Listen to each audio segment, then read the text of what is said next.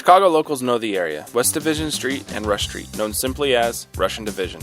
Chicagoans have been coming here to party since the late 50s and early 60s, when the first of the many nightclubs started opening here in 1958. And that's about the time period when another Chicago institution, Mother's Nightclub, opened at 26 West Division Street, just off of Dearborn.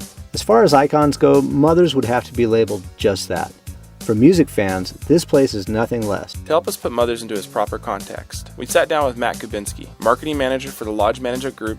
Mother's opened back in 1968. All through the 70s, it was one of the most popular singles nightclubs in Chicago, certainly Division Street's gem. And you know that continued through the 80s and 90s, and here we are today. It's a staple, it's a landmark in Chicago. Mother's began making its mark almost as soon as it opened. Playing live at Mother's were some of the most iconic bands of the 60s and 70s. Cream, the Velvet Underground, and the Mekons were some of the early rock and punk bands that all made an appearance on Mother's stage. Though live music was at its roots, Mother's began its transition towards DJs and dancing as early as the 1970s. Actually, this is one of the first venues that popularized house music. In fact, Mother's has been called a high-profile incubator for house music, which has been an important influence on today's mainstream pop and dance music. The importance of Mother's as a musical and dance venue has made it both locally and nationally renowned, and made it a part of popular culture. You know, one of the most famous things it's known for is the movie About Last Night was filmed here with Belushi and Demi Moore and Rob Lowe. Joan Cusack was in it too. And there was another movie called Class that mentions Mother's. I think there was a couple scenes done here. And it's always in the background of a lot of popular Chicago movies, and that heart-shaped logo is just sort of, like I said, it's an icon, a landmark. So. The layout of Mother's can only be called cavernous. It goes on, far past the entrance. It features 3 bars, the first just on the inside, then the second and third in the large back room, across and just next to the stage. They also feature 2 VIP lounges, which regularly host an ensemble of local and national celebrities. Everybody from famous athletes come in here, musicians. The guys from REO Speedwagon were in here not too long ago, a year ago. Just hanging out, or yeah, they just popped in. Huh. You know, and a lot of times the celebrities do come in, but they're looking for a place to have a drink just like the rest of us. So we kind of keep it low key for them and stuff. And other times they come in and they want that attention and entourage. Right. So they take the VIP lounges probably. Yes. Yeah, take those over. Yeah, but I mean, on any given night of the week, you won't be surprised to run into a celebrity, and, really? Yeah, a musician or an athlete.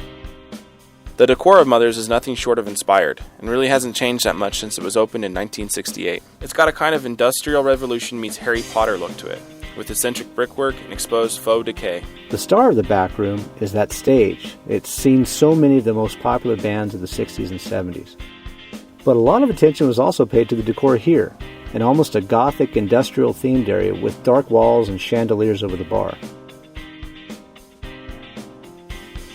And this place gets really crowded at night. Like 600 people. Holy cow. It'll get very crowded. Do people get on a list, or they just come in? You know, if we know you. Yeah? Yeah. If you watch Drunken History, we might be able to put you on the list. So we're on the list. You guys are on the list. Excellent. So you're on the list. So it pays to know people. We got it on tape. When we come tonight. Let's go. No, he said we were on the list. You can quote me on that. Drunken History's on the list. It's clear that Mother's is deserving of its reputation as a place to party in Chicago.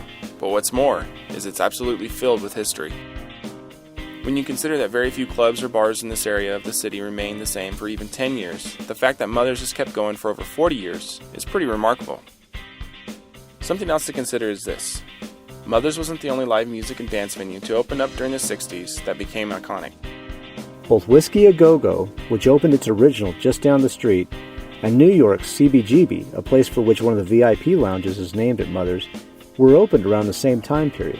They too hosted acts that would become some of the most influential bands in music history, like The Doors and the Ramones. And like Mother's, they became destinations in themselves. But the original locations of both of these venues have closed, and really only their legends remain. Those too will fade eventually. Mother's Nightclub has some kind of staying power that the others didn't.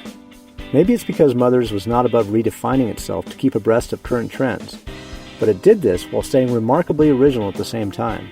Whatever the case, Mother's Nightclub in Chicago is truly a historical destination, and it's truly worth the trip.